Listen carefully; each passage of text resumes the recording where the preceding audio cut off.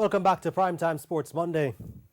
The hearing into the anti-doping case involving Jamaican national junior 100-meter record holder sprinter Briana Williams began today at the Eden Gardens Hotel in Kingston. Chairman of the Independent Anti-Doping Disciplinary Panel, Kent Gammon, told TVJ Sports that the hearing will continue as expected on Tuesday. Today went well. We have had most of the evidence in. Tomorrow morning we'll come back and just take the final part of the hearing. It will be dealing with one other aspect with the expert, and then after that we'll see where we go from there.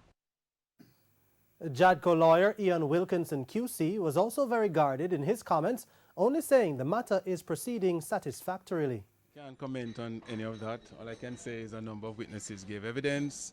We had a full day today. The matter continues tomorrow at 11 o'clock. That's all I can speak to. And sports lawyer Dr. Emir Crown, who represents the 17-year-old sprinter, would also not be drawn into any disclosure.